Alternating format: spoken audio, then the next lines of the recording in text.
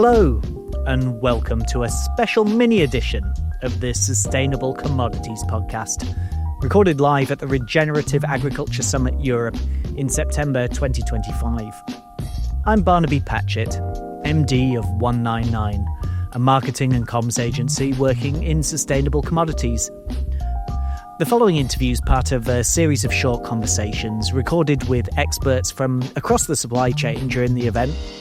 Look out for the others and check for the special report episode on the conference, which is available now.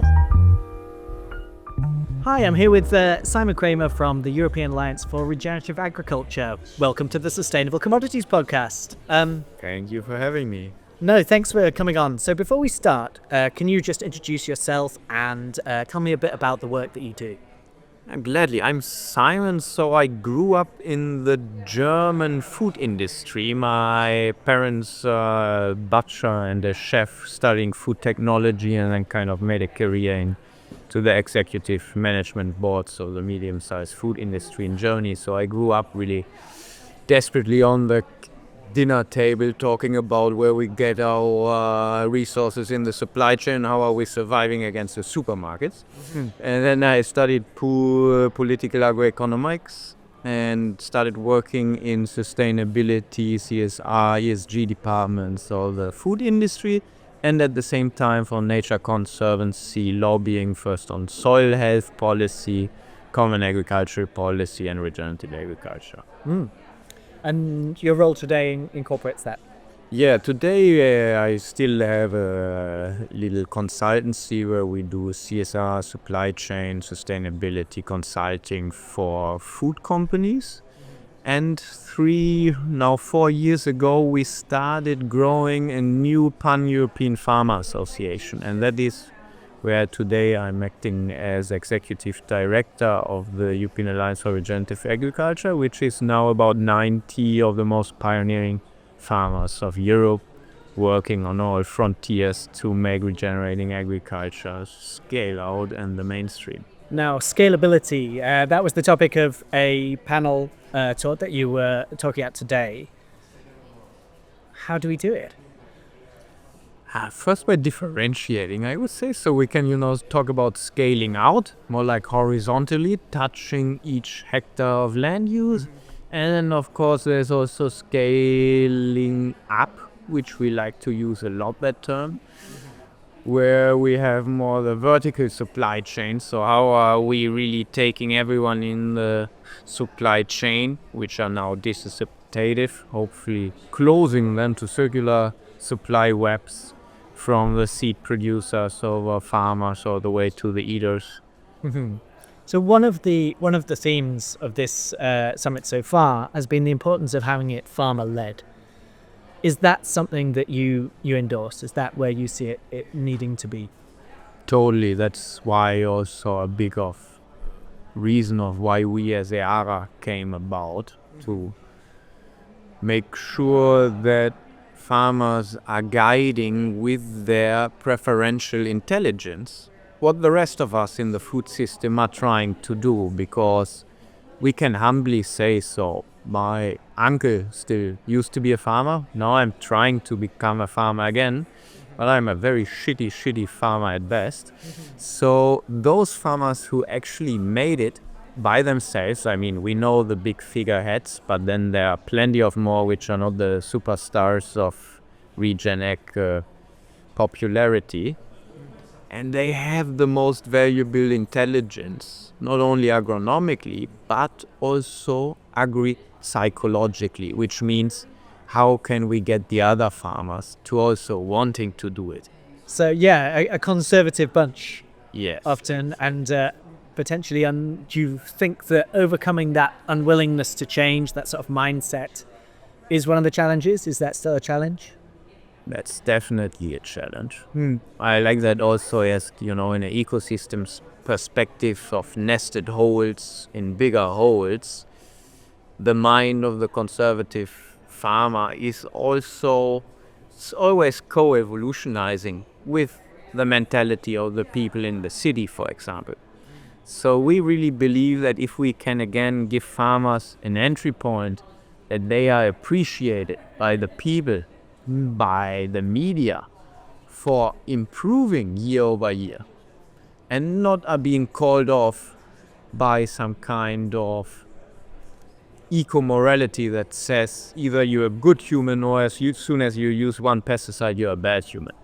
And then we can start appreciating them for reducing pesticides until the day they don't need pesticides anymore, but not call them off as anti-human, anti-naturalistic because they are using pesticides.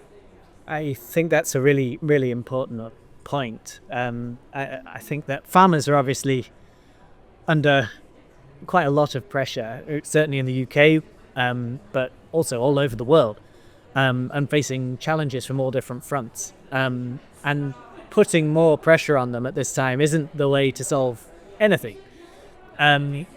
It's important. We always talk in corporate terms about sustainability being a journey. We need to afford that same that same grace to farmers. Would you agree with that? Totally. And I mean, also on the pressures, we try to be careful in terms of differentiating. We also use farmers as a catch-all phrase, but then there's endless faces of farmers. It's a topic on the podcast we talk about a lot. What is a smallholder? What is a farmer? The scale of that is a real challenge. And I guess what support do farmers need then at the moment? What are the key priorities? How can we get them? If we're going farmer-led, what do they need? So then, to make it simple for us, let's say we talk what we call mature agricultural sectors, euphemistically maybe, but let's say, the UK, Europe, US, maybe Australia. So heavily indebted farmers with high capitalization rates and kind of very specialized supply chains in which they also have made their capital investments.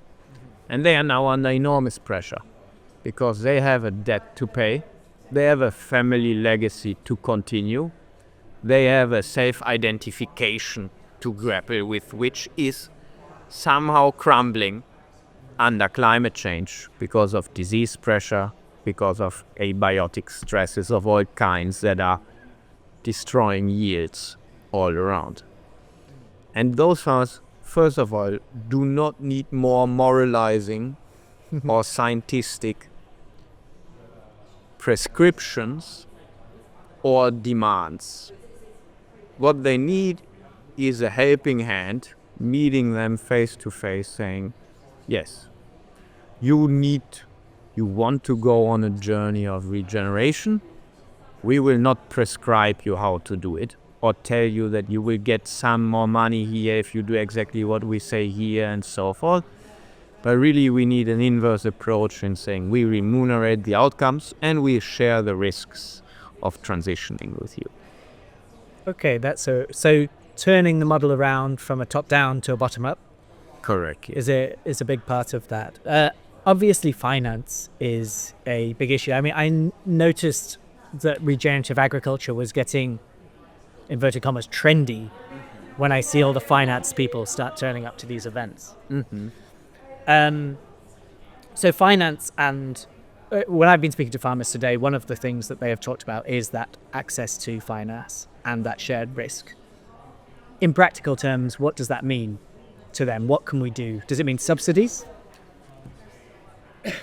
Yeah, I would say until today, for the farmers, that is meaning nothing but words. Okay, because those instruments have not been fully created, and then we'll get to that, I suppose, not harmonized. And thus, there's always less real value brought to the farmer. If I have to do a bureaucracy catalog to get my biodiversity credits, another one to get my carbon credits, another one to get the premiums of my regen validated food, and then we start with the public bureaucracy on regulations, and then I also get some other bureaucracy for my subsidies.